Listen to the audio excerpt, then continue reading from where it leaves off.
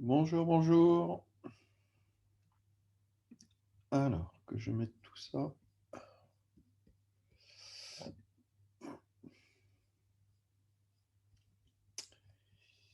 Hop. Ma caméra aussi.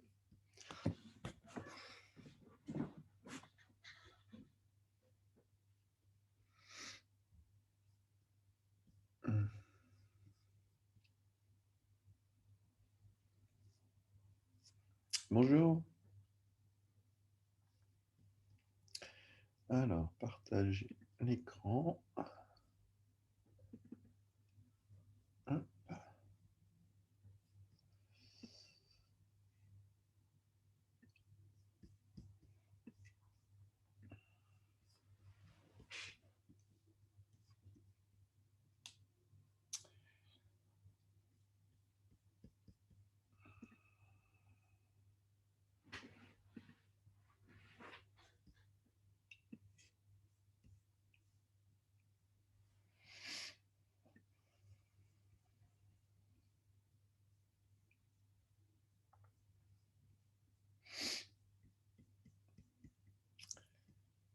Et je vais mettre ça en plein écran.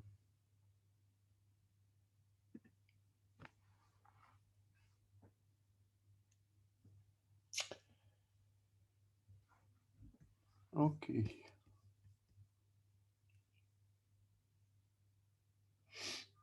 Alors, on va attendre encore quelques minutes que tout le monde se connecte.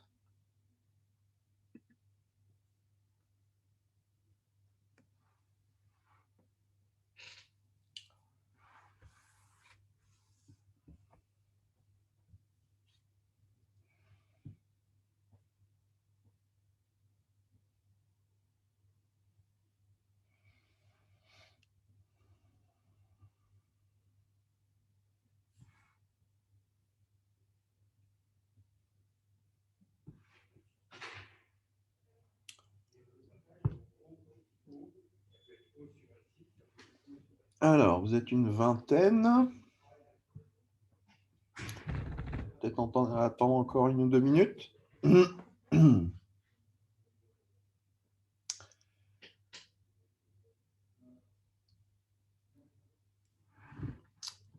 Si pendant ce temps-là, il y en a qui souhaitent, je ne sais pas, poser des questions. Bonjour. Donc, je vous rappelle simplement que donc aujourd'hui, c'est notre dernier cours.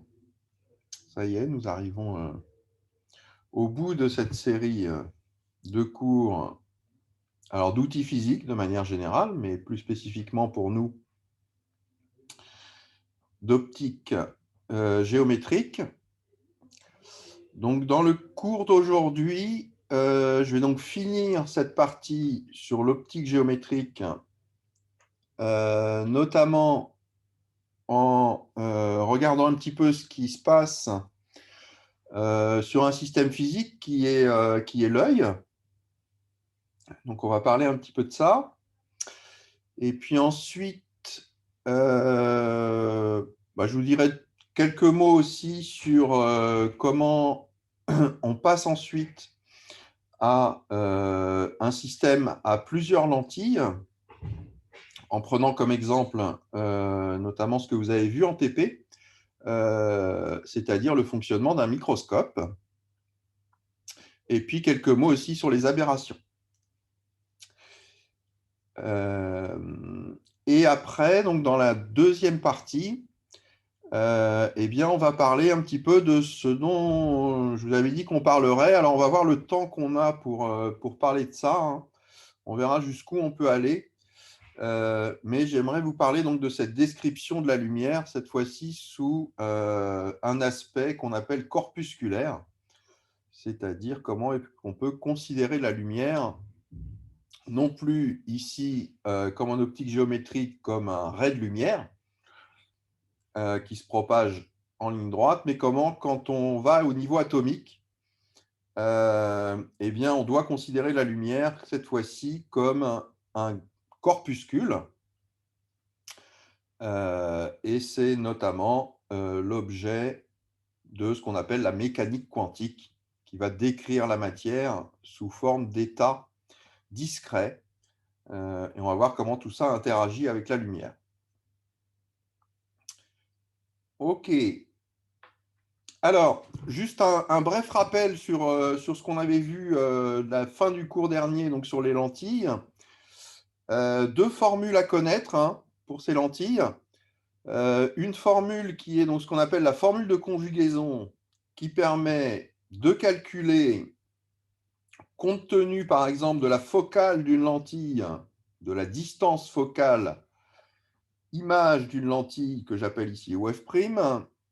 Attention, je vous rappelle qu'on travaille toujours ici avec des distances algébriques, c'est-à-dire avec l'origine comme étant prise au centre de la lentille, et tout ce qui est compté à droite de la lentille va être compté positivement, et ce qui est compté à gauche est compté négativement. C'est un point vraiment important, parce que c'est une source d'erreur hein, systématique dans ce type de calcul. Donc, on a cette relation de conjugaison qui nous permet de relier donc, la distance focale de la lentille, distance focale image, aux distances entre la lentille et l'objet. Donc, c'est ce que j'ai appelé OA ici. Et la lentille et l'image, c'est ce que j'ai appelé OA'. Donc, on a cette relation 1 sur OA' moins 1 sur OA égale 1 sur OF'. Toujours en distance algébrique.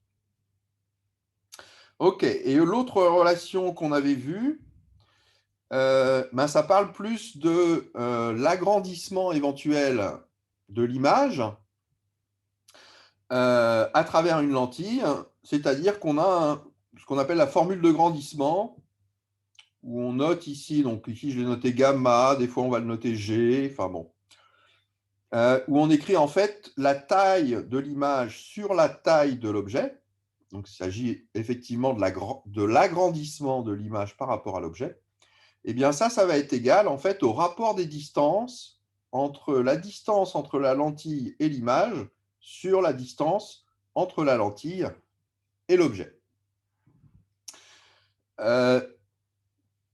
Selon que l'on a un grandissement qui est positif ou négatif, ça va nous donner le sens de l'image par rapport à l'objet. Donc, par exemple, sur cette figure-là, on voit que l'image est inversée par rapport à l'objet. Donc, on aura un grandissement qui est négatif. Et puis, si le grandissement est positif, ça veut dire que l'image et l'objet sont dans le même sens. Et enfin, si la valeur absolue de ça, donc si on ne tient pas compte du signe de ce grandissement, si la valeur absolue donc, du grandissement est plus grand que 1, ça veut dire que l'image va être plus grande que l'objet. Inversement, si c'est inférieur à 1, ça veut dire que l'image est plus petite que l'objet. Comment on fait pour cacher les cams? Vous réduisez la fenêtre où il y a les... D'accord.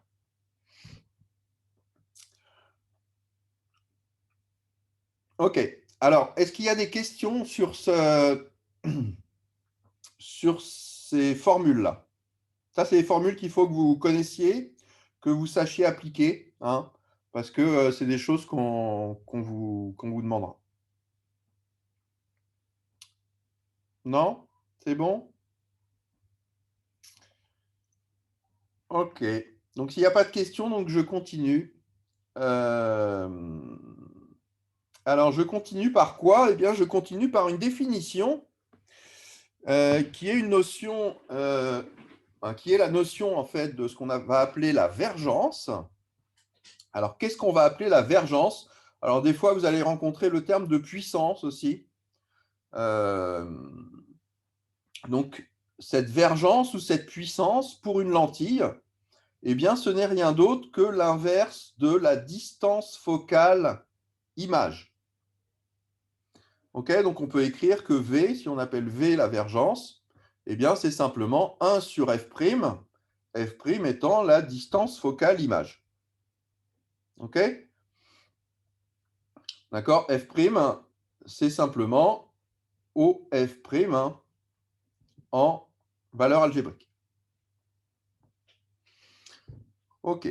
Alors, ici, donc, comme f', c'est une longueur, c'est une distance, puisque c'est la distance focale-image, eh bien, vous voyez que la vergence, qui est l'inverse d'une distance, eh bien, ça va s'exprimer comme l'inverse d'une longueur.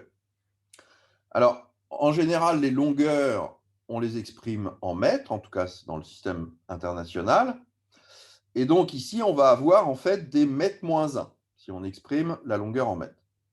Et du coup, cette unité des mètres moins 1, eh bien, on va appeler ça des dioptries. Donc, quand vous rencontrez le terme de dioptrie, eh bien, il faut que vous sachiez que, en fait, ce n'est que l'inverse d'une distance en mètres. Ou autrement dit, si je vous dis que j'ai une lentille qui a 5 dioptries, eh bien, vous savez que la focale de cette lentille, d'accord, si je prends un exemple avec un delta, alors, à une vergence de 5 dioptries, eh bien, ça veut dire que la focale, f', la distance focale image, dioptrie. Oui, ça vient de dioptre, oui, effectivement, mais c'est une unité en l'occurrence. Les dioptries, c'est une unité qui mesure, eh bien, justement, la convergence, si vous voulez, d'un dioptre. Alors, en fait, on a 2 dioptres dans une lentille. Le dioptre d'entrée, qui est l'interface entre l'air et le verre, et le dioptre de sortie, qui est l'interface entre le verre et l'air. Donc, ça vient de la même racine, si vous voulez, mais simplement, ici, dioptrie, c'est une unité.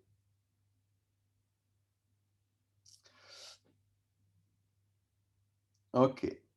Donc, ça se note avec la petite delta, comme ça. Et donc, il faut savoir que c'est des mètres moins 1. Autrement dit, si j'ai une vergence de plus 5 dioptries, d'accord, que je note comme ça, V égale 5 petit delta, eh bien, ça veut dire que ma focale de ma lentille, c'est 1 sur 5, donc ça fait 0,2. 0,2 quoi? Eh bien, 0,2 mètres. Ou encore, si j'exprime en centimètres, 20 centimètres. OK, donc c'est comme ça que vous retrouvez la correspondance entre les dioptries et la distance focale. Okay. Inversement, si je vous donne la distance focale, imaginons que j'ai une distance focale f' qui fait 50 cm. Attention, avant de calculer le nombre de dioptries auxquelles ça correspond, de bien repasser toujours en mètres. Donc ici, de commencer par écrire que c'est égal à 0,5 mètres. Et puis ensuite, vous pouvez calculer la vergence. Donc ça va être 1 sur 0,5. Donc 1 sur 0,5, ça fait 2 dioptries. OK?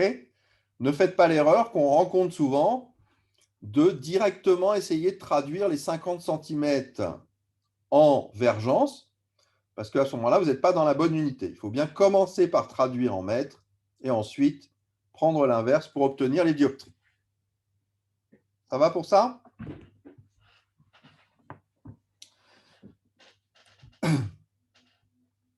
OK. Alors ensuite, vous vous souvenez que les distances focales image, selon qu'on a une lentille convergente ou une lentille divergente, elles ne vont pas avoir le même signe. Pour une lentille convergente, la distance focale image, f' ou OF', elle est positive. Autrement dit, si on a une lentille convergente, la distance focale image étant positive, la vergence va elle-même être positive, et du coup, donc, on va avoir des dioptries positives quand on a une lentille convergente. Inversement, si vous avez une lentille divergente, la distance focale image est négative, OF' est négatif, ça veut dire que le foyer image se trouve à gauche de la lentille, À ce moment-là, donc, on a des dioptries qui vont être négatives. Autrement dit, si vous voyez apparaître dans un problème des dioptries négatives, eh bien, c'est que vous avez affaire à quelque chose qui a une distance focale négative, autrement dit qu'il y a une lentille divergente.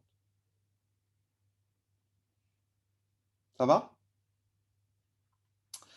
Ok, ce système de vergence, c'est très utilisé notamment par les opticiens.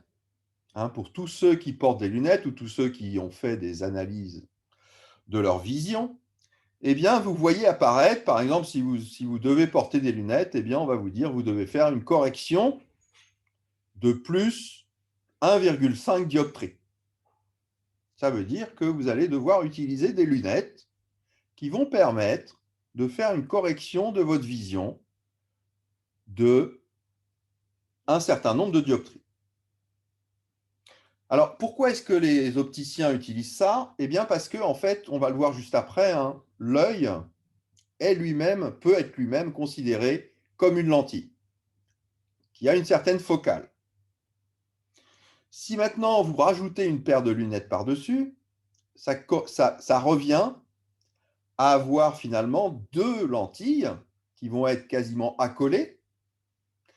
Ces deux lentilles étant composées du verre de la lunette et derrière de l'œil. Et comme ce qui va nous intéresser, eh bien, ça va être la somme de ces deux focales, eh bien, on va utiliser la vergence. Pourquoi? Eh bien, parce que, en fait, les vergences de vos deux lentilles vont directement s'ajouter. Autrement dit, si vous avez deux lentilles qui ont deux focales, f'1 et f'2, si vous voulez connaître la focale de votre somme de lentilles, eh bien, vous allez devoir ajouter non pas les focales, mais l'inverse des focales, c'est-à-dire les vergences.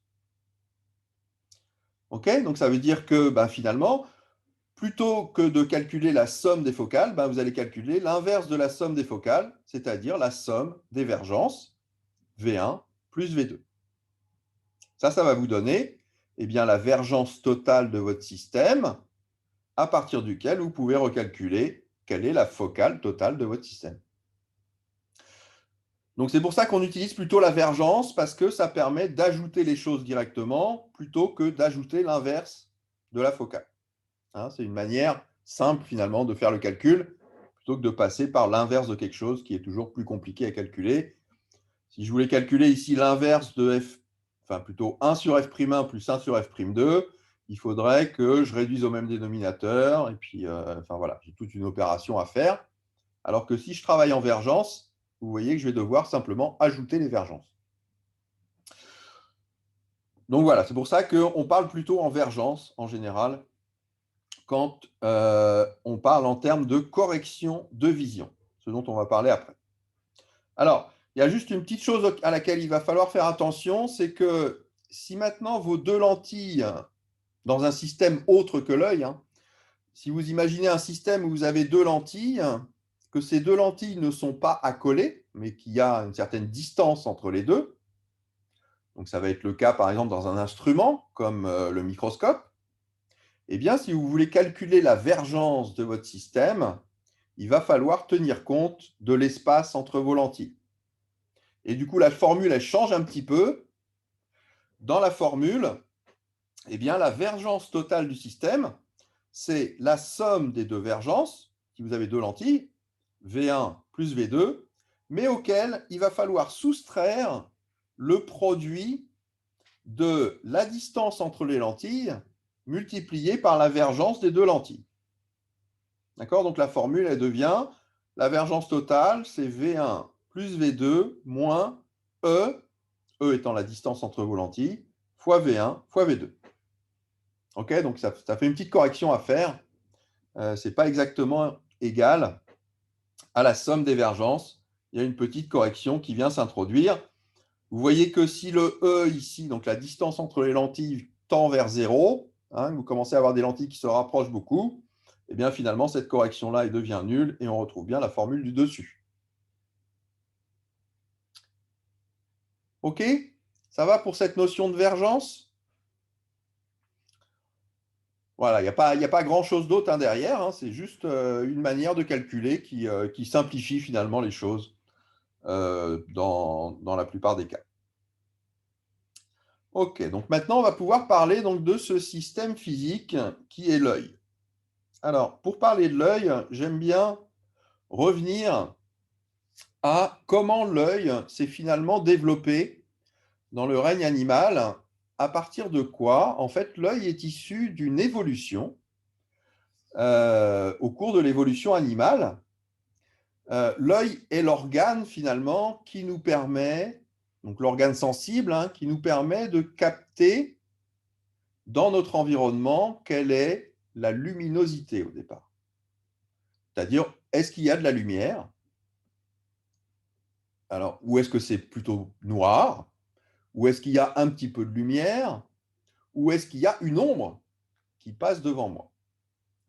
Donc pour faire ça, le système le plus simple, eh bien, c'est d'avoir finalement un photorécepteur.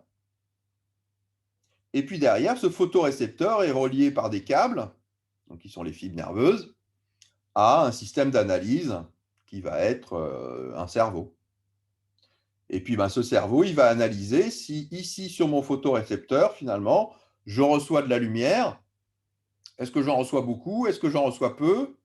Est-ce que j'ai à un moment une variation de cette lumière?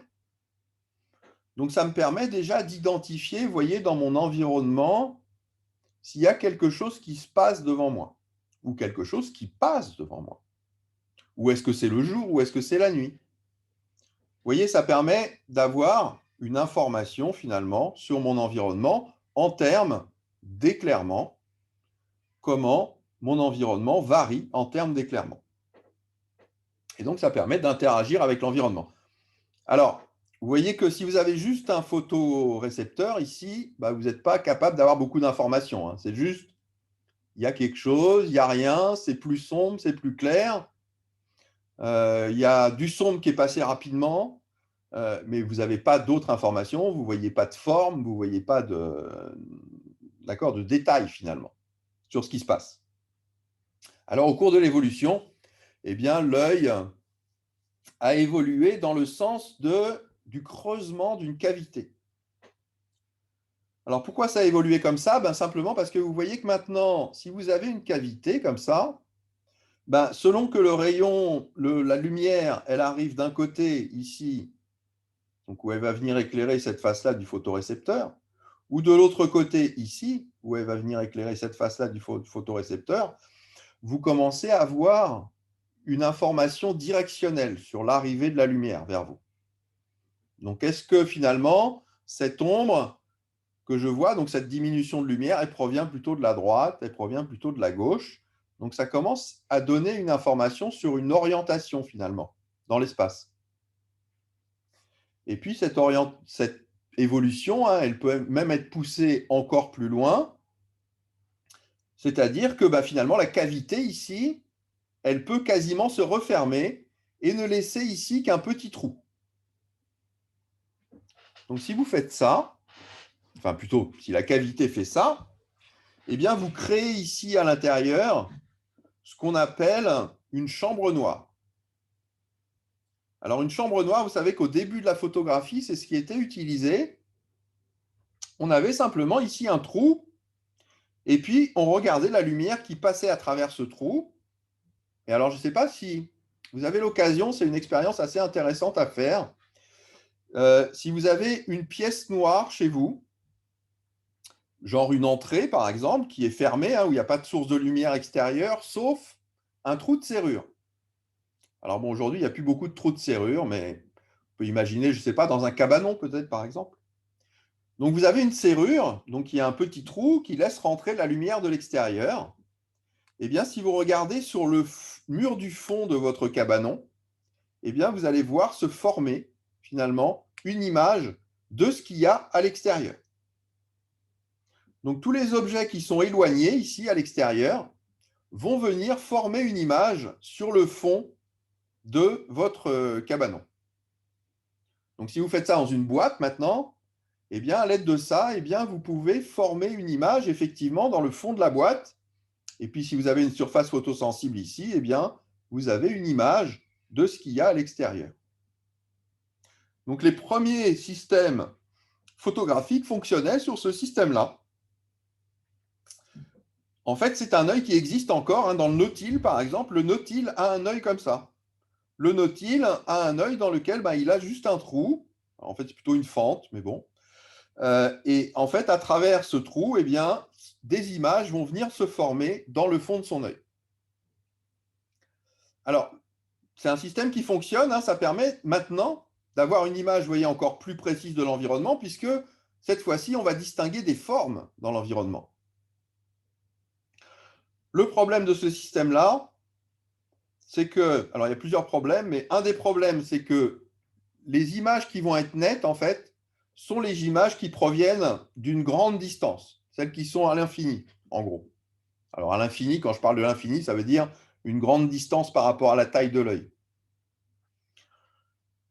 Si votre objet se rapproche de vous, eh bien à ce moment-là, l'image ne va plus se former nette dans le fond. Et donc les différents plans ici ne vont pas non plus donner des images nettes. Donc vous allez avoir certaines images qui vont apparaître nettes, mais d'autres plutôt brouillées. Et donc la forme générale des images va être plutôt floue. Donc vous allez avoir une forme de vision, mais on va dire une espèce de vision un peu floue. Alors il y a autre chose qui vient perturber, c'est qu'au départ, donc, la vision s'est développée dans l'eau. Et donc vous avez ici de l'eau. Si l'eau provient de l'extérieur, d'accord, si l'eau qui remplit la cavité ici provient de l'extérieur, eh bien, vous allez être très sensible aux variations éventuelles de flux d'eau qui peuvent provenir de l'extérieur. Si vous avez la pression qui varie, ça va faire varier la pression au sein de l'œil. Vous pouvez avoir de la turbulence qui s'installe. Du coup, ça va venir brouiller votre vision. Parce que vous n'aurez pas un fluide ici qui sera immobile. Alors, pour pallier à ça, en fait, l'œil s'est fermé. L'œil s'est fermé et a créé à l'intérieur ici de la cavité une humeur, un liquide, qui a quasiment l'indice de l'eau, mais qui est un liquide organique, qui va venir remplir la cavité. Ok, donc ça, c'est les premiers stades d'évolution de l'œil. Et puis ensuite est venu un autre stade d'évolution où s'est développé au sein de cette cavité une structure qui est ce qu'on appelle le cristallin.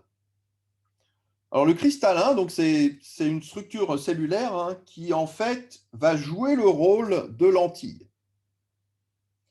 Donc maintenant, on va avoir ici une lentille, et cette lentille, donc elle va pouvoir reprendre les images et former des images nettes. Alors, si votre lentille elle a la bonne focale, eh bien dans le fond de votre œil ici. Autrement dit, les rayons qui vont arriver ici parallèles à l'axe, eh bien vont venir focaliser au fond de l'œil. Et donc ici, là, votre œil, là, vous voyez que maintenant, ça c'est votre lentille, et bien cette distance-là, c'est en fait la distance OF'. C'est la distance focale image. Donc la taille de l'œil est en fait la focale de votre lentille. Donc ça, c'est un œil qu'on retrouve chez beaucoup d'animaux, notamment les batraciens, par exemple, chez la grenouille. On a une lentille avec une focale fixe. Cette focale, donc, ça va permettre d'avoir une image nette pour des objets qui sont éloignés. Si maintenant l'objet se rapproche, eh bien à ce moment-là, votre image devient floue. Donc la dernière évolution qu'a subi l'œil, eh bien ça va être de développer un cristallin en fait qui va pouvoir prendre une forme variable. Donc pour ça, il y a des petits muscles en fait qui viennent s'accrocher au cristallin et qui vont permettre de tirer dessus ou de le comprimer. Okay ? Si vous comprimez ou si vous tirez sur votre cristallin, qu'est-ce que vous allez faire? Vous allez changer la courbure de votre cristallin. Donc vous allez changer la focale de votre cristallin et du coup, eh bien, vous allez pouvoir adapter votre vision à la distance à laquelle vous voulez regarder un objet. C'est-à-dire, en gros, si votre objet est très éloigné, vos muscles sont au repos et vous voyez une image nette au fond de l'œil. Mais si l'objet se rapproche de vous, eh bien, à ce moment-là, les muscles de l'œil vont se mettre en action, déformer le cristallin de manière à ce que l'image continue à être nette quand l'objet se rapproche de vous. Et donc, c'est ça typiquement l'œil l'œil humain. Donc, il est formé de ce cristallin qui est déformable et permet d'adapter la vision. Alors après, on a aussi d'autres petites subtilités, comme le fait qu'on a un iris. D'accord? L'iris, c'est ce que vous voyez grossir ou réduire cette tache sombre de votre œil. Et en fait, ça permet, en cas de variation de luminosité, d'avoir une luminosité qui rentre dans l'œil qui est quasiment constante. Ça permet d'éviter les éblouissements ou au contraire d'avoir une vision nocturne qui est plus importante en ouvrant justement cet iris. Ok, donc finalement, l'œil le plus complexe qu'on puisse avoir, eh bien, on va pouvoir le réduire à un système optique qui est relativement simple. Alors, ce système optique, donc, il va être formé. Alors, on a une première couche qui est la cornée, qui est en fait juste une protection de l'œil, mais qui va quand même venir dévier un petit peu les faisceaux. Cette cornée, donc, elle a une forme un peu incurvée comme ça, et donc elle permet une première focalisation des faisceaux vers le centre de l'œil. Et puis ensuite, donc, on a un iris qui permet de faire rentrer seulement une partie de l'œil. Alors, le fait d'être aveugle est lié au dysfonctionnement de quelle partie de l'œil? Ça dépend. Ça dépend. C'est souvent lié donc au fond de l'œil, c'est-à-dire aux cellules qui sont photosensibles dans le fond de l'œil et qui justement ne captent pas la lumière ou pas suffisamment, mais ça peut être lié à différents problèmes aussi au niveau de l'humeur qu'il y a à l'intérieur de l'œil, qui peut ne pas être transparente, ou alors à la cornée, qui peut aussi devenir opaque. D'accord? Donc, il y a différentes raisons. Donc ensuite, on a cet iris donc, qui permet de faire entrer dans l'œil plus ou moins de lumière en adaptant sa taille. Et puis enfin, on a ce cristallin. Et ce cristallin, donc, ça va être vraiment cette lentille de l'œil qui va pouvoir donner à l'œil une focale variable. Le phénomène d'accommodation avec le cristallin, oui, tout à fait. C'est un phénomène d'accommodation, mais d'accommodation à l'intensité lumineuse. Pardon, n'importe quoi. C'est l'iris. L'iris est l'accommodation à l'intensité lumineuse. Le cristallin est l'accommodation à la distance à laquelle se trouve l'objet. Okay, c'est comme si vous aviez une lentille que vous pouvez faire varier en fait. Vous pouvez faire varier sa focale. Je vais y revenir juste après. Ok, et enfin, au fond de l'œil, donc vous avez cette surface photosensible qui va agir comme un écran en fait, sur lequel vous allez former vos images. Ok, donc en fait, on pourrait dessiner cet œil sous cette forme-là. Donc on a un diaphragme à l'entrée, ensuite une lentille convergente, et puis au fond, un écran. Et donc en fait, ici, quand vous allez avoir un objet, vous allez former à l'aide de ce système-là une image dans le fond de l'œil sur un écran. Ok, donc vous voyez que si vous avez des faisceaux parallèles qui arrivent ici, sur l'œil, qu'est-ce qu'ils vont faire? Ils vont rencontrer cette lentille qui a une certaine focale, et ils vont venir focaliser au fond de l'œil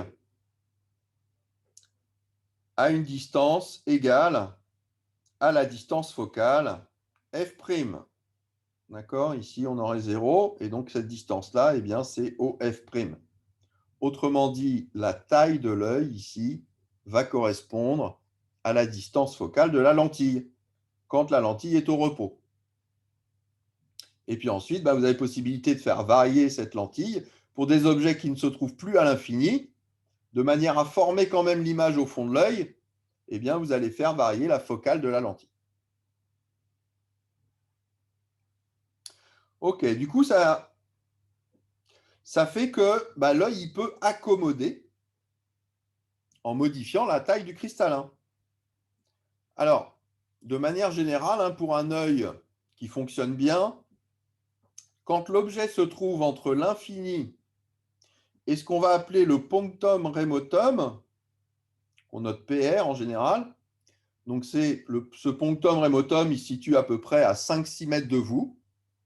Donc quand un objet se trouve entre l'infini, donc très très loin, jusqu'à 5 mètres de vous, eh bien votre œil, il est capable de voir cet objet de manière nette sans avoir à accommoder, c'est-à-dire sans avoir à utiliser les muscles. Donc c'est là où on va avoir une vision qui va être tranquille, j'ai envie de dire. C'est-à-dire que votre œil ne travaille pas, quoi. Vous avez un œil qui est au repos. Les muscles sont au repos, c'est relâché. Vous pouvez regarder un paysage pendant des heures sans avoir à accommoder. Si maintenant cet objet se trouve plus proche de vous, eh bien à ce moment-là, pour avoir une image nette dans le fond de votre œil, vous êtes obligé de faire fonctionner les muscles de votre œil. Alors, vous allez faire fonctionner ces muscles de manière à ce que ça change la distance focale, mais il y a un moment, en fait, votre cristallin, il ne peut pas se déformer plus qu'une certaine quantité, et donc la distance focale ne peut pas évoluer au-delà d'une certaine quantité, et donc quand l'objet se trouve trop proche de vous, eh bien, vous n'allez plus réussir à voir net, vous n'allez plus réussir à accommoder, en fait. Alors, cette distance à laquelle vous n'arrivez plus à accommoder, et donc à partir de laquelle tous les objets vont être flous, c'est ce qu'on appelle le punctum proximum, notre PP, et il se situe en gros à 20 cm. Alors, ça peut varier d'un individu à l'autre, entre, on va dire, 15 et 35 cm. Ok, donc quand vous avez un objet comme ça qui se trouve à 15-35 cm de vous, eh bien à ce moment-là, vous voyez que pour voir cet objet net, vous êtes obligé de faire travailler vos yeux, vous êtes obligé d'utiliser les muscles de vos yeux. C'est pour ça que quand vous travaillez sur un écran toute la journée, votre écran, donc, qui va se trouver à une vingtaine de centimètres de vous, peut-être 30 cm, allez, peut-être 50, eh bien, pendant toute la journée, en fait, vos yeux travaillent à mettre au point sur l'écran, et ça crée une fatigue musculaire, finalement, de votre œil. Bon, en plus, quand vous avez une image fixe comme ça, il y a d'autres problèmes qui vont se poser, mais rien qu'à cet endroit-là, donc, vous avez une fatigue qui va s'installer. Donc, essayez, quand vous avez des temps de pause, eh bien, de reposer vos yeux. Et pour reposer vos yeux, eh bien, ne prenez pas tout de suite, après le cours, votre téléphone, mais essayez plutôt de regarder un paysage dehors par la fenêtre. Vous reposerez beaucoup plus qu'en regardant un écran. OK. Alors, on peut calculer que, en fait, la taille de l'œil, normalement, c'est une taille standard. Et donc, on peut calculer la focale équivalente au système de l'œil, qui est ce système donc avec une cornée et un cristallin au repos. Quand la cornée et le cristallin sont au repos, eh bien à ce moment-là, on a une focale qui est de l'ordre de 16,7 mm. À quelle vergence cela correspond-il? Il suffit de calculer l'inverse de ces 16,7 mm, traduire en mètres, donc ça fait 1,77 10 - 2 mètres. Et si vous faites le calcul, eh bien, vous allez trouver que ça fait 59,88 dioptries. À peu près 60 dioptries. OK, pour un œil normal, la convergence de l'œil, si vous voulez, ça correspond à une lentille de 60 dioptries, à une vergence d'une lentille de 60 dioptries. Ce qui va correspondre à une focale de cette lentille de à peu près 1,67 cm ou 16,7 mm. OK, alors ça c'est bien, sauf que dans la nature, eh bien, on n'est pas tous égaux. Vous avez remarqué que vous n'avez pas tous la même taille. Eh bien, pour les yeux, c'est pareil. Pour les yeux, on n'a pas tous les yeux qui font la même taille. Et ce qui va pouvoir se passer, eh bien, c'est que les yeux ne vont pas avoir la taille adaptée à cette focale équivalente à la cornée et au cristallin. Alors du coup, qu'est-ce qui va pouvoir se passer? Alors, on va avoir des défauts, en fait. Ça va faire apparaître des défauts dans l'œil. Donc, un premier défaut qu'on peut regarder, c'est ce qu'on appelle le défaut de myopie. OK, ce défaut de myopie, ça correspond finalement à un rapprochement du punctum remotum de votre œil. C'est-à-dire qu'il est plus proche que la normale. Au lieu d'être à 5 mètres, eh bien, ce punctum remotum, il va varier de 0,1 à 5 mètres, c'est-à-dire de 10 cm à 5 mètres. Donc ça va donner le degré de myopie. Alors, si vous regardez cette distance-là, si vous prenez l'inverse de cette distance, ça va vous permettre de le traduire en dioptrie. Donc, ça va correspondre à des défauts, finalement, de vergence de moins 10 à moins 0,2 dioptrie. Alors, vous voyez que c'est moins parce que ça correspond à l'endroit où se trouve l'objet à gauche de votre lentille. Au lieu que votre objet soit à l'infini, eh bien, il se trouve à une distance plus proche. OK, du coup, ça va introduire ce défaut de l'œil d'un certain nombre de dioptries négatives. Alors, on peut voir ça autrement. On peut dire, bon, ce qui se passe, c'est que finalement, quand j'ai un faisceau qui arrive, eh bien, pour mon œil au repos, l'image ici, au lieu de se faire dans le fond de l'œil, eh bien, elle se fait un petit peu en amont. D'accord? Elle se fait à une distance qui est plus courte. Donc ça va arriver si votre œil est trop long, en fait. Vous voyez que le système ici, qui correspond à une lentille, va avoir une distance focale ici, f', qui elle est constante. Si ici je prends le point O par là, cette distance, donc c'est 1,67 cm, la distance au f' là. Et si votre œil il est plus grand que ça, et du coup l'image, elle ne se forme pas au foyer, elle se forme à une distance plus proche. Alors du coup, ça c'est pratique si j'ai un objet qui est plus près, du coup ça va envoyer l'image effectivement dans le fond de l'œil, du coup je vais le voir net. Donc quand vous êtes myope, en fait, vous voyez assez facilement les objets qui sont près.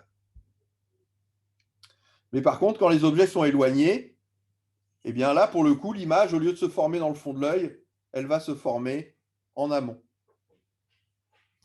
Donc ça veut dire que pour pouvoir voir les objets nets quand ils sont éloignés, eh bien, il va falloir faire une correction de votre vision. Et quelle correction il faut faire? Il faut faire cette correction, justement, de dioptrie correspondant au défaut de l'œil. Et la correction de dioptrie, vous voyez qu'elle est négative. Par exemple, on va devoir faire une correction de moins 5 dioptries. Moins 5 dioptries, ça veut dire que, en fait, le point auquel mon œil est au repos, quand mon œil est au repos, je vois un objet net, eh bien, c'est à 1/5, donc à 1/5, donc à 0,2 mètres. Donc ça veut dire qu'à 20 cm, sans adapter, mon œil voit les objets nets. Sauf que les objets qui vont être plus éloignés, ben, du coup, je les vois plus nets. Donc de manière à corriger cet effet-là, eh bien, je vais introduire devant mon œil une correction de -5 dioptries. Donc ça veut dire que si je dois introduire une correction de -5 dioptries, ça veut dire qu'il faut que j'introduise une lentille dont la focale est négative. Ça veut dire une lentille divergente. Pour corriger le défaut de myopie, je dois prendre une lentille divergente.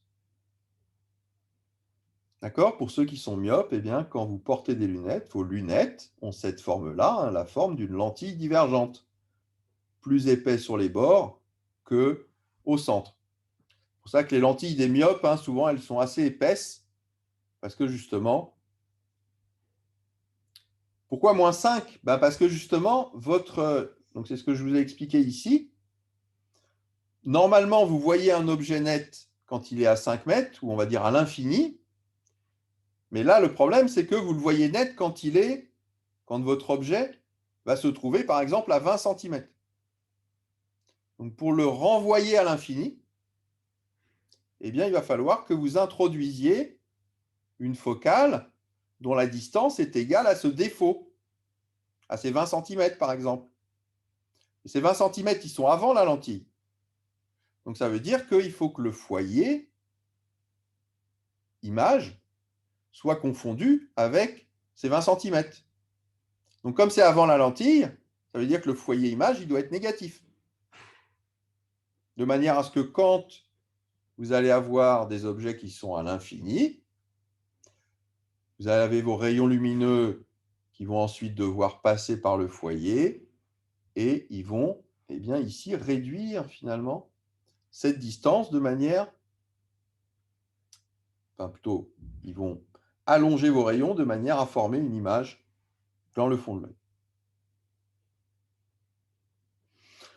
Alors, donc ça, c'est typiquement le genre de choses que vous allez rencontrer chez l'opticien. On va vous dire, bon, on a analysé votre œil, vous souffrez de myopie, vous devez faire une correction de -5 dioptries. Et donc, on va vous construire une paire de lunettes qui a comme focale, eh bien, justement, 20 cm. Alors, -20 cm. Donc, une lentille divergente de -20 cm. OK, alors après, on peut regarder quel est le défaut de l'œil, finalement. Donc, il suffit de reprendre les 60 dioptries de l'œil normal qu'on avait tout à l'heure, soustraire les 5 dioptries.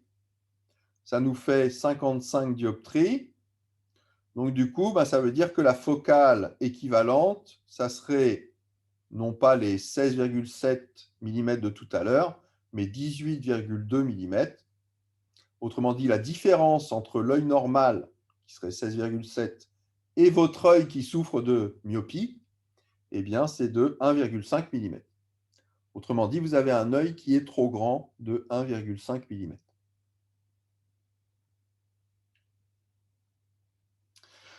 OK. Alors, après, on peut voir un effet inverse, en fait. Donc, pour un effet inverse, ça va être un œil qui va être trop court, pour le coup. Donc, si l'œil est trop court, qu'est-ce qui va se passer? Eh bien, cette fois-ci, l'objet qui se trouve à l'infini, il va former une image qui va être non pas à l'intérieur de l'œil, non pas au fond de l'œil, mais au-delà de l'œil, derrière l'œil. Donc, pour que l'image se forme au fond de l'œil, eh bien, vous voyez qu'il va falloir faire focaliser les faisceaux un peu plus. Autrement dit, il va falloir introduire une lentille qui va être une lentille convergente, c'est-à-dire qu'on va ajouter des dioptries. Okay, donc, on pourrait faire le même calcul que tout à l'heure. Et donc, si on vous dit, je ne sais pas, par exemple, vous devez faire, donc ça s'appelle l'hypermétropie, pardon. Et là, pour le coup, ça va créer des problèmes de vision de près.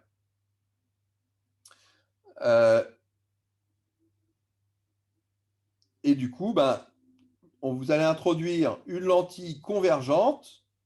Cette lentille convergente, elle doit avoir la bonne vergence. Donc, si on vous dit que vous devez avoir des lentilles qui vont faire une correction de, je ne sais pas moi, plus de dioptrie, ça veut dire que vous allez introduire une focale qui est de 50 cm avec une lentille convergente.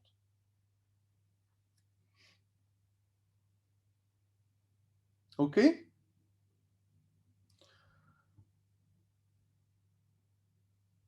OK, alors après, on peut avoir d'autres problèmes qui sont toujours liés à la forme de l'œil, mais cette fois-ci, pas à la taille, mais plutôt vraiment à sa forme. C'est-à-dire qu'on peut avoir des yeux qui ne sont pas tout à fait sphériques, quoi.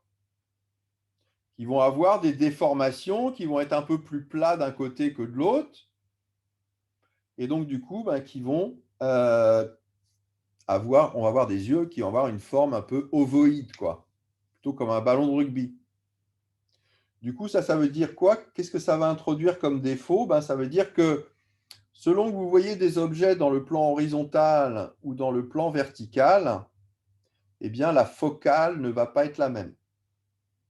Donc, par exemple, ici, vous voyez, ici, on a un œil. Donc, dans le plan horizontal, il focalise plus loin que le fond de l'œil. Et dans le plan vertical, ici, il focalise plus proche. Donc, du coup, là, il va falloir utiliser des lentilles assez particulières de manière à avoir des focales qui ne sont pas les mêmes dans le plan horizontal et vertical. Alors, le problème que ça introduit, un œil comme ça, c'est que ici, au niveau du fond de l'œil, au lieu d'avoir un point, donc que l'image d'un point ici qui se trouve à l'infini soit un point, à ce moment-là, vous allez avoir une tache.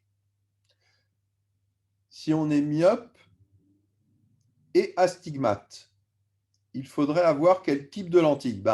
Après, ça dépend du type d'astigmatisme. Mais en tout cas, ce qu'on va corriger d'abord, ça va être la myopie. Donc, vous allez avoir une lentille qui va être divergente. Et puis, alors, en tout cas, de manière générale. Et ensuite, on sait produire en fait des lentilles qui ont des rayons de courbure qui ne sont pas les mêmes dans les deux plans, dans le plan horizontal et dans le plan vertical. Et donc, du coup, on va s'arranger pour corriger justement ces défauts dans les deux plans.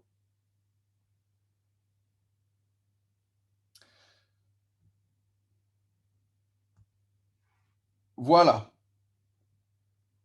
Donc, en fait, vous voyez qu'on va être capable, en fait, en analysant la vision de votre œil, de déterminer quel est le défaut de vision, c'est-à-dire où se trouve finalement le plan horizontal et vertical de focalisation dans votre œil, de manière à ramener ces plans dans le fond de votre œil, en introduisant les lentilles qui ont la bonne courbure, positive ou négative, selon le défaut, selon que vous avez un œil qui focalise trop ou un œil qui focalise pas assez, en fonction de la dimension, verticale ou horizontale.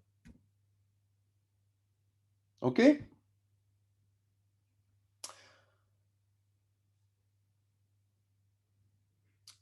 OK.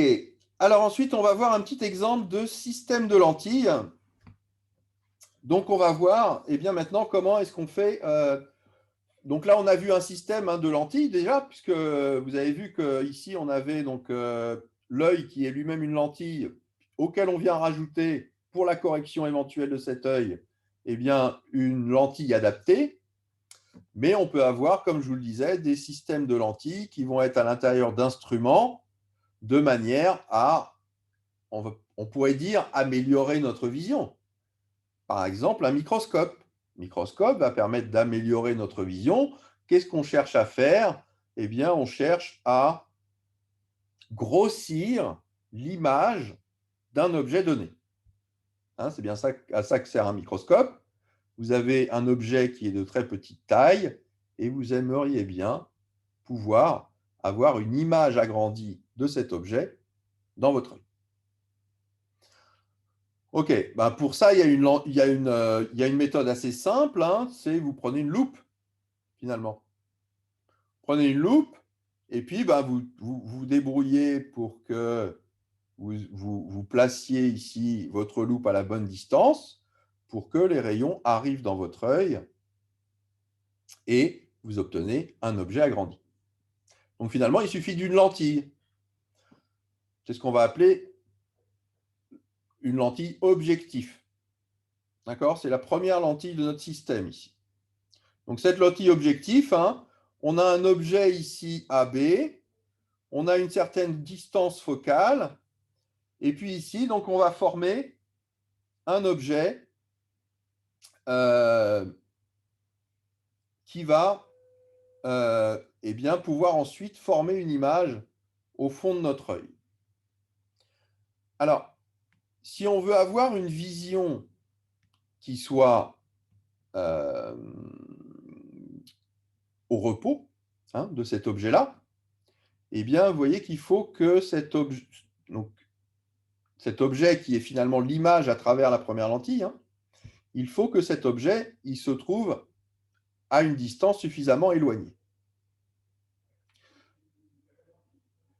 Alors, pour ça, ben, en fait, si vous avez une seule lentille, le seul moyen de faire ça, eh bien, c'est de rapprocher suffisamment votre lentille ici, de manière à ce que son image soit virtuelle et se forme ici dans la partie gauche. Puis cette image virtuelle sera ensuite reprise par votre œil et va se focaliser au fond de votre œil.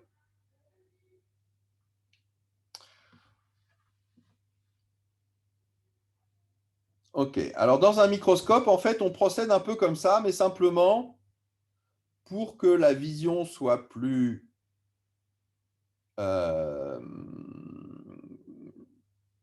pour que la vision soit sans adaptation, justement, et qu'on puisse changer éventuellement le grossissement de l'image, eh bien, on va utiliser un système à deux lentilles. Alors, dans ce système à deux lentilles, qu'est-ce qu'on fait? Ben, on prend en fait une première lentille qui va commencer déjà par former une image agrandie de mon objet. Donc, vous avez ici un objet, AB. Vous allez former une image ici, A'B', qui va être déjà une image agrandie, à travers donc cette première lentille qu'on va appeler l'objectif.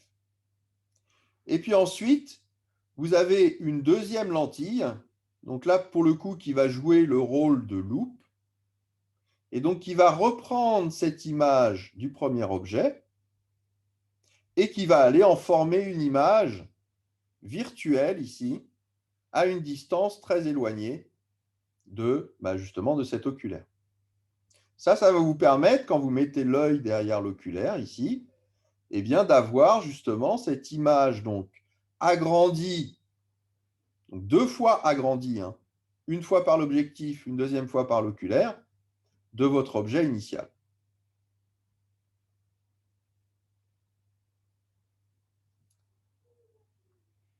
OK? Alors, si on regarde maintenant en termes quantitatifs, comment est-ce qu'on peut caractériser un tel système de lentilles? Alors, on peut regarder déjà pour la première lentille.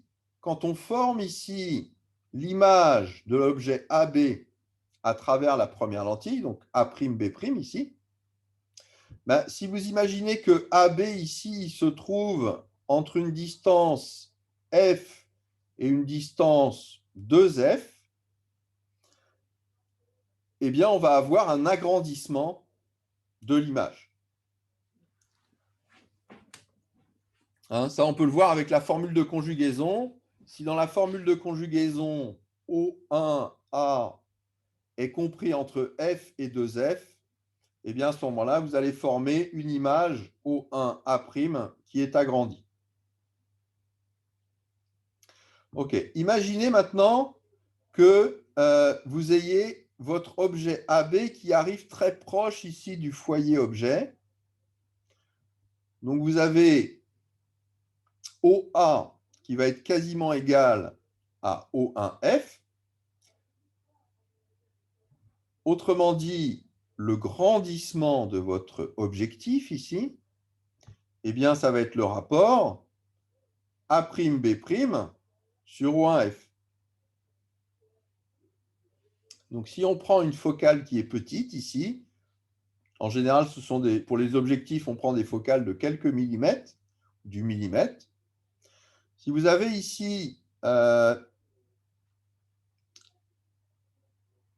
une focale donc, qui est de 2 mm, que vous avez un objet OA' qui est de 20 cm, eh bien à ce moment-là, ça vous donnera un grandissement ici qui va être de 100. Okay, donc en prenant une petite focale ici, eh bien on va pouvoir avoir un grandissement important de notre objet. D'accord? Alors, vous voyez ici, hein, on a un objet qui va se trouver proche de la focale, donc à quelques millimètres finalement de votre première lentille. D'accord? Ça, c'est ce que vous avez quand vous regardez dans votre microscope, hein, vous avez une plaque de verre sur laquelle vous déposez un échantillon. Eh bien, vous allez amener votre microscope très proche de la plaque. D'accord? À quelques millimètres. Donc ça, c'est votre objectif qui arrive là à quelques millimètres. Cet objectif, il va former une image agrandie avec un certain facteur à une distance qui va être, on va dire, de l'ordre de 20 cm. Et puis ensuite, vous avez l'oculaire qui va venir reprendre cette image qui va du coup servir pour l'oculaire d'objet. Et du coup, on va regarder l'image de cet objet A'B' à travers l'oculaire. Mais pour le coup, l'oculaire, lui, va avoir une distance focale qui est relativement grande, hein, de l'ordre de plusieurs centimètres, dizaines de centimètres, une dizaine de centimètres. Et donc, on va placer en fait l'objet, qui est en fait l'image du premier, hein, A'B'. Donc, cette image devient objet pour la deuxième lentille. Et ça va former une image qui va être ici une image virtuelle. Cette image virtuelle, eh bien, en regardant ici à travers la lentille, ça va venir former une image réelle dans le fond de notre œil. OK, pour caractériser le grossissement du système ici, donc c'est ça en fait qu'on indique en général sur les microscopes, c'est le grossissement. Eh bien, ce grossissement, en fait, c'est pas directement un rapport de distance, mais un rapport d'angle. Alors, cet angle, c'est quoi? Eh bien, c'est si vous avez ici un objet AB, alors, je ne vais pas noter ici AB, mais d'accord, ici on a B, ici on a A. Vous avez cet objet AB, si vous le regardez à l'œil nu depuis, moi, je ne sais pas la distance à laquelle vous êtes, à 50 cm. Alors, on prend en général une distance standard de 25 cm. Donc, vous mettez à 25 cm de votre objet, eh bien, vous allez avoir ici un angle de vue de l'objet, hein, donc qui est cet angle entre AB ici et, moi, si j'appelle ça O, l'œil, la distance AO. Eh bien, le rapport entre ces distances, hein, AB sur AO, eh bien, ça va vous donner un angle alpha. Ça va être un tout petit angle en général, hein, puisqu'on a un tout petit objet. Donc, vous prenez cet angle-là, et puis ensuite, donc, vous prenez votre système, et dans votre système, pour le coup, quand vous regardez avec votre œil, vous voyez un objet qui est agrandi. Et donc, du coup, l'angle que va faire ici cet objet, cette direction ici, avec bah ici, alors, ici, j'aurais pu l'appeler A seconde, B seconde. Donc cet angle ici, que j'appelle alpha, donc qui serait en fait le rapport entre A seconde, B seconde sur A seconde jusqu'à l'œil.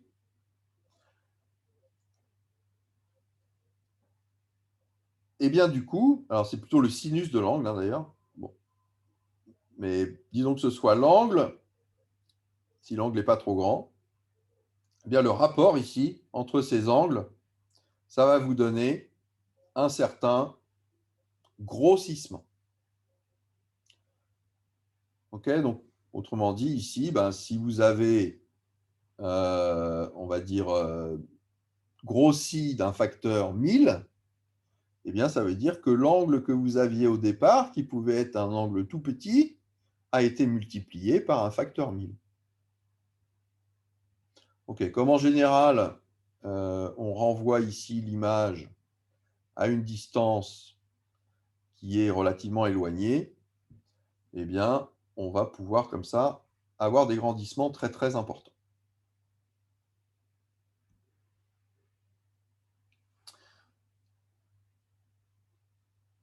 Ok.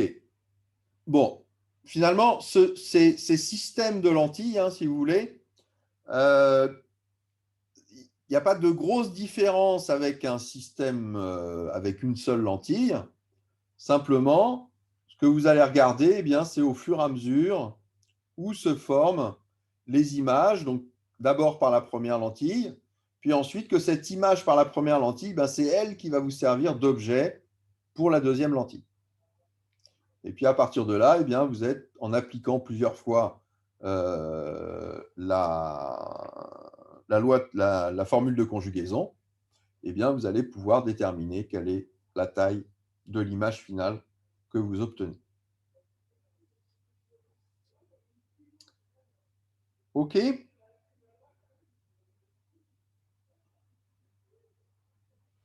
Alors, un dernier mot ici donc, sur les aberrations. Alors, je vous présente deux types principaux d'aberrations. Il y a un premier type d'aberration qu'on appelle chromatique et un deuxième type d'aberration qu'on va appeler les aberrations de sphéricité. Alors, qu'est-ce que c'est que ces choses-là? De manière, voilà, je vais vous le décrire de manière assez simplifiée. On avait vu, quand on avait vu les dioptres au départ, et notamment quand on avait vu, par exemple, comment fonctionnait un prisme, ou comment on obtenait un arc-en-ciel, eh bien, on avait vu que donc l'indice du matériau dépend de la longueur d'onde. Autrement dit, l'angle de déviation par l'interface, par exemple, entre l'air et le verre, eh bien, va dépendre de la longueur d'onde, c'est-à-dire dépend de la couleur, en fait. On ne va pas avoir la même déviation pour un faisceau qui est rouge que pour un faisceau qui est bleu. Donc, du coup, quand vous regardez une image à travers une lentille, eh bien, selon que vous regardez la couleur rouge ou la couleur bleue de l'image, eh bien, si vous n'avez pas de correction, comme ici l'indice de votre lentille va dépendre de la longueur d'onde, eh bien, en fait, les points de focalisation pour le rouge ou pour le bleu ne vont pas se situer au même endroit. Et donc, du coup, si vous mettez un écran ici à un endroit intermédiaire, eh bien, en fait, vous n'allez pas avoir un point, mais pour le rouge, vous allez avoir une certaine tâche, et pour le bleu, ben, vous allez avoir une autre tâche. Donc, du coup, ben, ici, au lieu d'avoir un point dans lequel se rejoignent toutes les couleurs, eh bien, vous allez avoir une dispersion des couleurs et vous allez voir une tache et pas un point. D'accord? Donc, c'est ça qu'on appelle l'effet d'aberration chromatique. C'est qu'au lieu d'avoir une image nette, donc pour lequel l'image d'un point donne un point, eh bien, vous allez avoir une image qui va être un peu floutée par cette dépendance en couleur. Autrement dit, l'image de ce que vous avez au départ, au lieu d'être très précise et ponctuelle, eh bien, elle va faire des taches, des espèces de taches de couleur, quoi. Ok, alors comment est-ce qu'on peut résoudre ça? Bon, il y a une manière de résoudre ça, c'est de n'éclairer qu'avec une seule longueur d'onde. Là, l'image que vous allez faire pour une seule longueur d'onde, elle est nette. Mais ce qu'il y a, c'est qu'en général, on utilise des sources lumineuses qui vont avoir plusieurs longueurs d'onde. Quand vous prenez une lampe, par exemple. Et donc, ces sources lumineuses, eh bien, elles vont introduire des défauts dans l'image. Alors, il y a quand même un moyen de s'en sortir. Eh bien, c'est de prendre des lentilles qui vont être formées à partir de verres différents. Donc, si vous prenez des verres qui ont des indices différents, eh bien, vous pouvez vous débrouiller pour qu'en prenant la bonne forme ici des verres pour chacune des lentilles et en accolant ces lentilles, eh bien, vous puissiez former au global ici une lentille donc, qui serait par exemple convergente, mais qui serait composée d'une première lentille convergente formée d'un verre qui aurait un indice de 1,5, plus une deuxième lentille divergente qui aurait ici un indice différent de 1,7. Et donc, en couplant ces lentilles faites de verres d'indices différents, eh bien, vous allez pouvoir corriger les déviations introduites par chacune des lentilles et comme ça, pouvoir ramener le foyer global ici de la lentille vers un seul point, c'est-à-dire vous éloignez le bleu et par contre, vous allez rapprocher le rouge de manière à ce que ces couleurs se focalisent en un même point. C'est ce qu'on appelle des achromas. Alors aujourd'hui, dans la plupart des instruments, on utilise effectivement non plus des lentilles simples, mais tout de suite des achromas qui permettent de faire cette correction en termes de longueur d'onde. Ok, le deuxième type d'aberration qu'on va pouvoir rencontrer, c'est ce qu'on appelle l'aberration de sphéricité, c'est-à-dire qu'en fait, vos rayons lumineux, ils vont avoir des corrections, des convergences différentes selon l'endroit où ils passent dans votre lentille. Alors, ça, pour quelle raison? Parce qu'en fait, ils vont traverser des épaisseurs de lentilles différentes. Donc, quand ils vont être en haut de la lentille, là, ici, par exemple, ils vont avoir des épaisseurs qui sont plus faibles que quand vous êtes en bas de la lentille. Du coup, les déviations des faisceaux, vont pas être exactement les mêmes. D'accord? Le rayon de courbure fait qu'il y a une déviation qui est pareille, mais comme le trajet à l'intérieur n'est pas exactement le même, du coup, à la sortie, ça ne converge pas exactement au même endroit. Du coup, vous allez avoir des rayons qui vont, quand ils sont sur le bord de la lentille, par exemple, converger plus rapidement, et quand ils sont sur le centre de la lentille, converger un petit peu plus loin. Et du coup, si vous faites une image ici, vous allez avoir une image qui va être déformée. C'est ce qui est représenté ici. Vous allez avoir, par exemple, le centre de la lentille qui va vous paraître plus proche que le fond, enfin que le bord. Et du coup, vous avez une déformation comme ça de votre image qui va être donc ici, par exemple, une déformation qu'on appelle en barillet. Donc, typiquement, ce qu'on obtient pour des lentilles convergentes. Une déformation donc, qui, en fait, reproduit en quelque sorte la forme de la lentille. D'accord? Ici, on a une lentille bombée, donc elle est plus épaisse au centre qu'au bord, et donc ça va vous donner une image qui va être un peu bombée comme ça. Inversement, si vous avez une lentille qui est creusée, donc une lentille qui serait divergente, à ce moment-là, vous allez plutôt avoir une déformation qui va être comme ça, en ce qu'on appelle en coussinet, avec donc cette déformation, avec des bords qui sont déformés par rapport au centre de l'image. Ok, alors qu'est-ce qu'on peut faire contre ça? Eh bien, ce qu'on peut faire, c'est en fait limiter ici la taille de l'image. D'accord? Limiter finalement la lumière qui rentre dans la lentille aux faisceaux qui sont les plus proches de l'axe. D'accord? Du coup, vous allez obtenir l'image que pour les faisceaux qui sont proches de l'axe. OK? Là, pour le coup, donc, votre image, elle va être nette pour tous les faisceaux qui arrivent à l'intérieur de cette distance-là. Donc,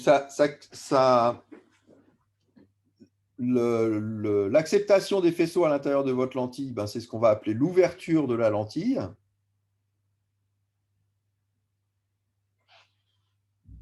Donc ici, la correction qu'on introduit ici, c'est en limitant les rayons en limitant les rayons qui rentrent dans votre appareil optique aux rayons qui sont proches de l'axe.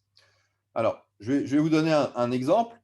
Si vous avez déjà fait de la photo, pas avec un appareil automatique, mais un appareil sur lequel vous pouvez régler l'ouverture, c'est-à-dire le diaphragme, d'accord? C'est-à-dire vous pouvez régler en fait la distance ici de ce qui rentre. Vous pouvez ouvrir plus, c'est-à-dire admettre plus de lumière, fermer plus, c'est-à-dire admettre moins de lumière. Et bien à ce moment-là, vous allez vous apercevoir que plus c'est fermé, et bien plus la plage de netteté ici est grande. Autrement dit, votre image, elle est nette partout. Alors, ça, vous pouvez le faire si vous avez suffisamment de lumière qui arrive.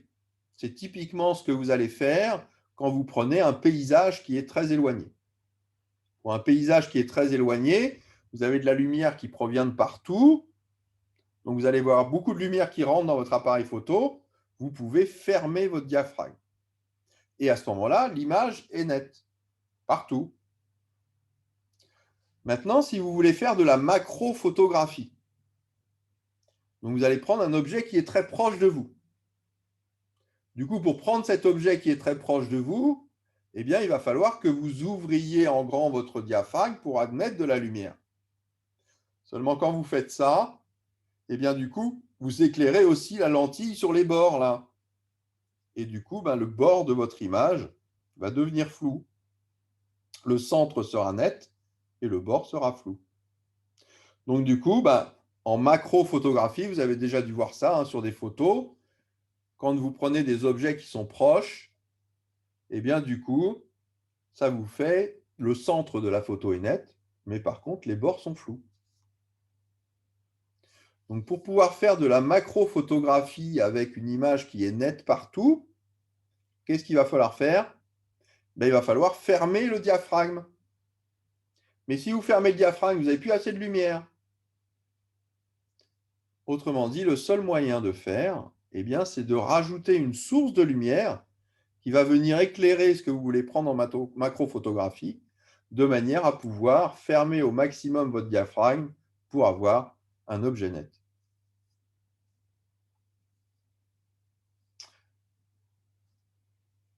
OK?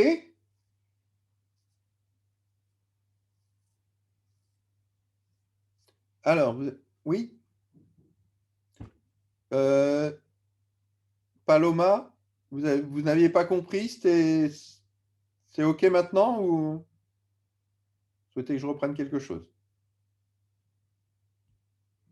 Oui, merci.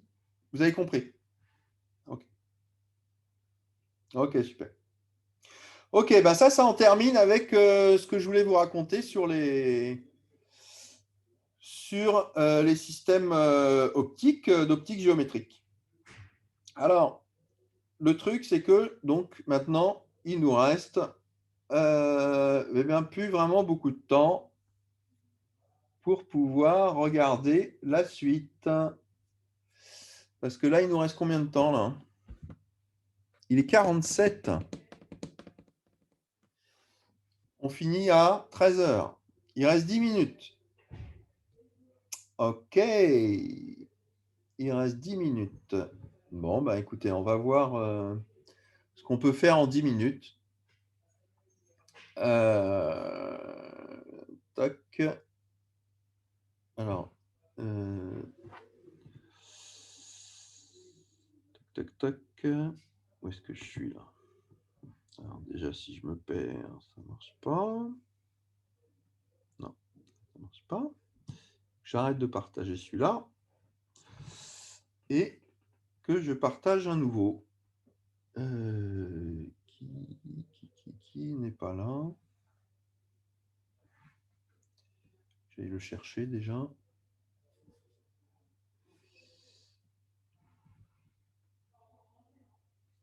OK.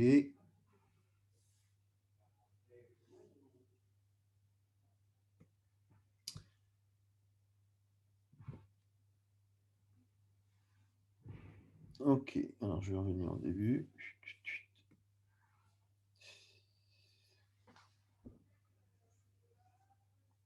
OK. Donc maintenant, ce dont je voulais vous parler, donc, c'était de cet aspect corpusculaire de la lumière.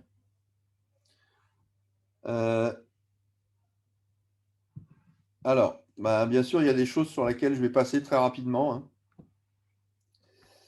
hein.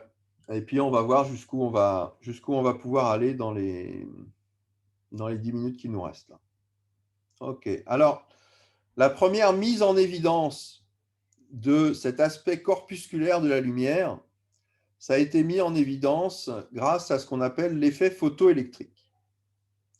Alors, ça correspond à quoi? Ben, si on reprend notre modèle là, de lumière avec un faisceau lumineux, ben, cette lumière avec un faisceau lumineux, si vous venez éclairer un matériau, avec cette description-là, eh bien, si vous éclairez votre matériau, vous déposez de l'énergie dans votre matériau, et du coup, ben, vous vous dites, OK, si j'éclaire suffisamment intensément mon matériau, eh bien, à ce moment-là, peut-être que je vais arriver à déposer de l'énergie dans mon matériau et libérer les constituants de ce matériau. OK, alors si vous faites ça, si vous prenez par exemple une lumière rouge, que vous éclairez un matériau, n'importe lequel, eh bien, vous avez beau augmenter l'intensité de la lumière que vous déposez dans votre matériau, il n'y a jamais rien qui sort du matériau. Inversement, si vous prenez de la lumière, mais que vous faites varier la longueur d'onde, donc vous allez du rouge vers le bleu, eh bien, pour une même intensité de lumière, quand vous passez du rouge au bleu, il y a un moment où eh bien, vous allez commencer à voir votre matériau se décomposer. Alors, se décomposer, pour nous, ça va être émettre des électrons, émettre des particules chargées, que sont les électrons. Donc ça il va y avoir un seuil, en fait, en longueur d'onde, à partir duquel vous allez commencer à émettre des électrons. C'est ce qui est indiqué sur ce schéma ici en bas.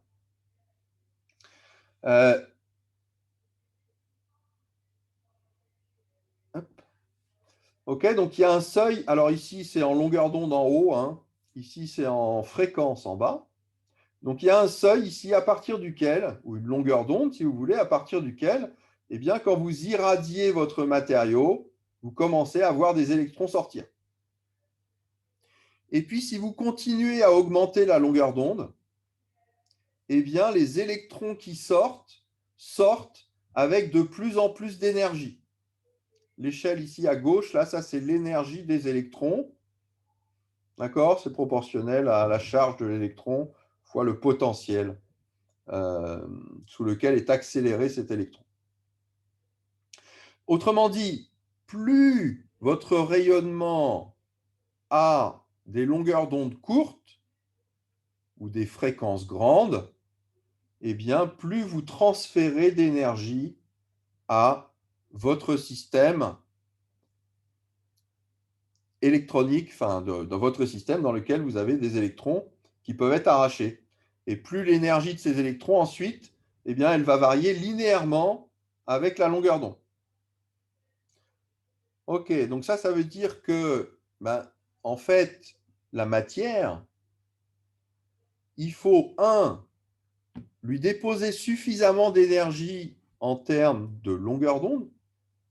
On va voir ce que ça veut dire, une énergie en termes de longueur d'onde. Il faut lui déposer suffisamment d'énergie en termes de longueur d'onde pour pouvoir commencer à lui arracher des électrons, donc à la décomposer. Et puis ensuite, plus vous fournissez de l'énergie avec de la longueur d'onde, plus vous allez transmettre cette énergie aux électrons. Et ça varie linéairement. Ok, donc c'est ça qu'on peut mettre en équation. Donc on dit, et c'est comme ça qu'on met en évidence les quantas. L'énergie des électrons que j'arrache, eh bien, elle est égale à l'énergie lumineuse que je dépose, moins l'énergie qui tient les électrons dans le matériau. Et je sais que ici, j'ai une dépendance qui est, alors, ce n'est pas directement proportionnel à la longueur d'onde, c'est proportionnel au rapport entre c'est directement proportionnel à la fréquence, en fait. Le nu, c'est la fréquence en Hertz. Autrement dit, proportionnel à l'inverse de la longueur d'onde multiplié par la, euh, la vitesse de la lumière. Ok, qu'est-ce que ça veut dire, ça? Eh bien, ça veut dire que vous voyez que cette énergie lumineuse, eh bien, elle a cette forme-là.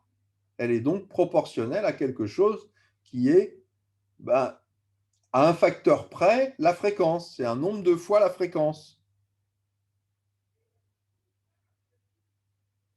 Ok? Autrement dit, eh bien, on va définir cette quantité-là, h nu, où h c'est une constante, qu'on appelle la constante de Planck.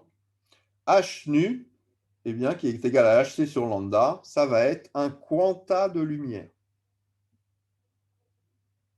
Et puis, cette énergie-là qu'il faut fournir au minimum au matériau, qui est donc pour une fréquence donnée, h nu 0, eh bien, ça va être l'énergie de liaison du matériau. Autrement dit, on va avoir une description dans laquelle on a des électrons qui sont à l'intérieur de notre matériau. Si j'amène une énergie lumineuse égale à h nu 0, eh bien, je commence à extraire des électrons de mon matériau. Cette énergie-là, donc c'est l'énergie qui tient l'électron à l'intérieur du matériau. C'est ce qu'on appelle l'énergie de liaison de l'électron à l'intérieur du matériau. Pour un gaz, on appelle ça aussi l'énergie d'ionisation. C'est-à-dire c'est l'énergie minimum qu'il faut apporter au matériau pour arracher un électron.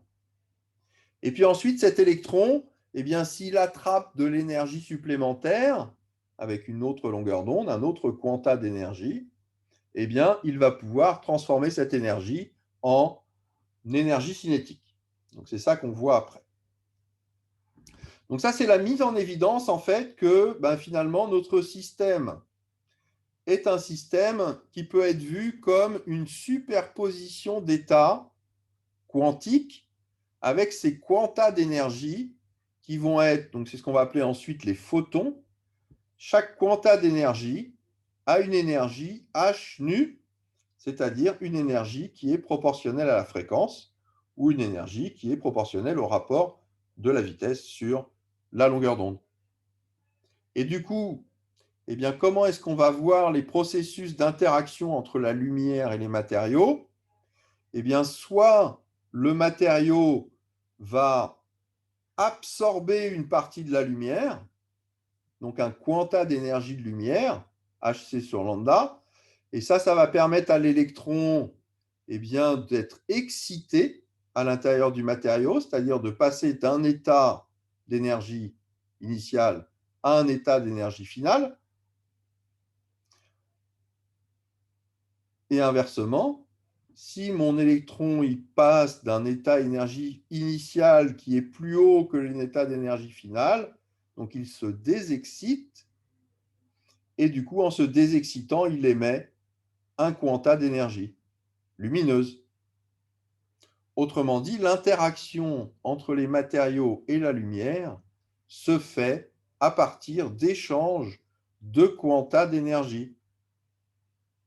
Ces grains d'énergie que sont les photons. Mais ça veut dire aussi qu'à l'intérieur du matériau, l'organisation est elle-même sous forme d'états superposés sur lequel on va passer d'un état à l'autre en échangeant un quanta d'énergie. Et donc, c'est à partir de là qu'on a commencé à décrire effectivement l'interaction au niveau atomique comme étant une interaction d'échange de quanta d'énergie. Donc ensuite, on a décrit tout un système d'évolution des matériaux à partir de cet échange de quanta d'énergie. Ok, donc la suite du cours portait là-dessus, notamment sur la définition de ce qu'on appelle les coefficients d'Einstein, c'est-à-dire la manière dont on peut décrire à partir de deux états comment s'échange la population des états avec cette absorption ou cette émission de quanta d'énergie. C'est-à-dire quand vous passez d'un niveau supérieur à un niveau inférieur, vous émettez un quanta d'énergie, ce qu'on appelle l'émission. Et puis quand vous passez d'un niveau inférieur avec un quanta d'émission qui arrive vers un niveau supérieur, c'est ce qu'on a appelé l'absorption. Donc on peut décrire ça en termes de population de niveaux, c'est-à-dire de variation du nombre d'atomes qui sont dans l'état 2 par rapport au nombre d'atomes qui sont dans l'état 1. Dans le cas ici de la désexcitation, on émet de l'énergie. On peut décrire ça en termes d'un temps caractéristique de désexcitation, qu'on appelle le temps de vie du niveau. Et inversement, ici, on va pouvoir décrire l'absorption du rayonnement à l'aide d'un coefficient d'absorption qui va décrire la variation de la population du niveau 1, donc le dépeuplement du niveau 1, l'excitation vers le niveau 2, en écrivant justement cette variation de population du niveau 2 qui, lui, pour le coup, se peuple au fur et à mesure qu'arrive du rayonnement sur lui. Ok, alors, en fait, si on prend donc ces deux phénomènes, si vous éclairez un matériau avec de la lumière, qu'est-ce qui va se passer? Ce matériau absorbe de la lumière. L'intérieur du matériau est constitué donc d'électrons qui sont liés à des noyaux atomiques. Ces électrons vont passer vers des niveaux supérieurs, ils vont s'exciter. Ils vont passer vers des niveaux supérieurs en absorbant le rayonnement. Et puis ensuite, une fois qu'ils sont dans ces niveaux supérieurs, ils ne vont pas y rester indéfiniment. Si vous arrêtez d'éclairer, ils vont se désexciter. Et donc, ils vont retomber dans l'état initial. Donc ça, c'est un phénomène d'émission qu'on appelle de l'émission de fluorescence ou de phosphorescence. D'accord? C'est typiquement les verres luisants, par exemple. Donc, le terme de fluorescence ou de phosphorescence, il vient simplement du temps de vie caractéristique du niveau. C'est-à-dire, si vous excitez un niveau, si vous avez de la fluorescence, en quelques dizaines de nanosecondes ou milliers de nanosecondes, c'est-à-dire microsecondes, vous allez désexciter complètement votre niveau. Donc, la lumière va être émise pendant un temps caractéristique de quelques microsecondes, par exemple. Par contre, dans le phénomène de phosphorescence, vous allez pouvoir avoir cette émission pendant des durées beaucoup plus longues, typiquement la centaine de microsecondes, voire plusieurs centaines de secondes. Ok, cette technique-là peut être utilisée pour caractériser un matériau, parce qu'en fait, quand vous excitez un matériau, l'excitation va se faire sur des niveaux caractéristiques du matériau. Tous les matériaux sont composés de niveaux énergétiques caractéristiques. Et donc, quand on va observer l'émission de fluorescence, ça va permettre de caractériser ces niveaux dans les matériaux. Ok, bon, je pense que je n'ai pas le temps d'aller plus loin. Donc, on n'a pas le temps de voir les lasers, c'est dommage. Mais mais voilà, je vous mettrai quand même à disposition les transparents sur l'effet laser.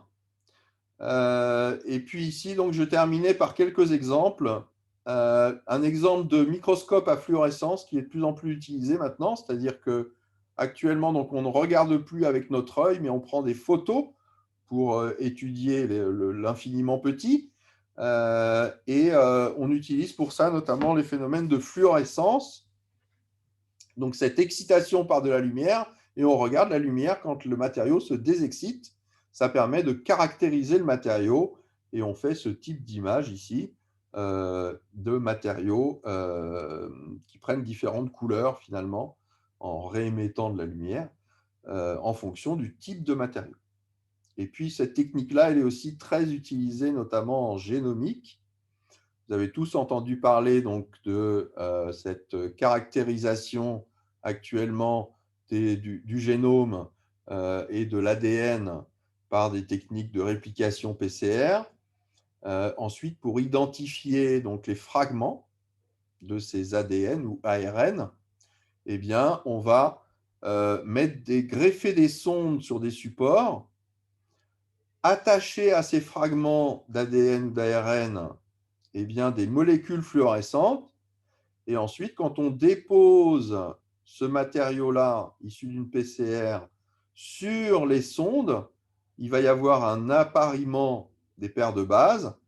Et si on retrouve les mêmes fragments que ce qu'il y a ou le fragment associé à ce qu'il y a sur les paires de bases, eh bien, à ce moment-là, quand on va éclairer ici, eh bien, si vous avez une molécule qui est présente, elle va fluorescer et ça vous donne la présence ou pas d'une molécule, enfin, d'un fragment d'ADN ou d'ARN.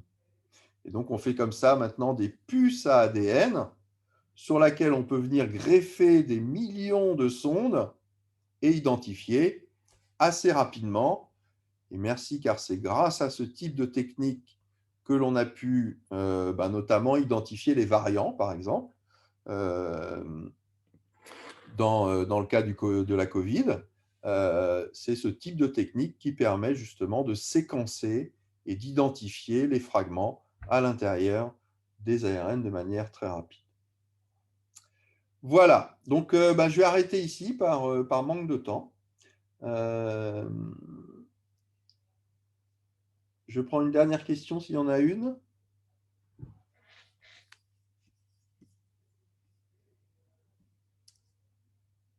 Non, je ne vois pas en fait s'il y a une question.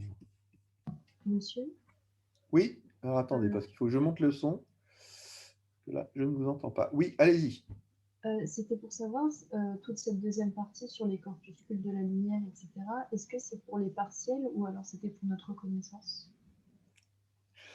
Alors, normalement, vous avez des exercices en TD que vous allez… alors, je ne sais pas si vous aurez le temps de les faire non plus. Je ne sais pas exactement où vous en êtes en TD. En tout cas, moi, je vais envoyer une information à vos enseignants de TD pour leur faire part de ce qu'on aura fait ensemble. Et effectivement, pour leur faire part notamment que la partie sur les lasers, eh bien, on n'aura pas pu la traiter. Ok, d'accord. Parce que j'ai regardé le TD et c'est principalement sur de l'optique, sur des analyses optiques. Alors, toute la partie sur l'optique, bien sûr, c'est au programme. Mais il y avait normalement aussi quelques exercices sur les lasers, justement, sur les phénomènes laser. Mais donc, cette partie-là, je pense qu'elle va être supprimée.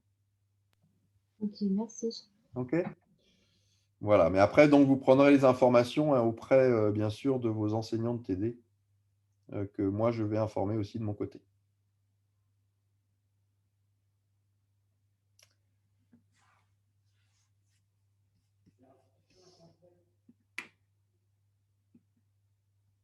OK. Bon, merci à tous. Au revoir. Et bonne continuation. Au revoir.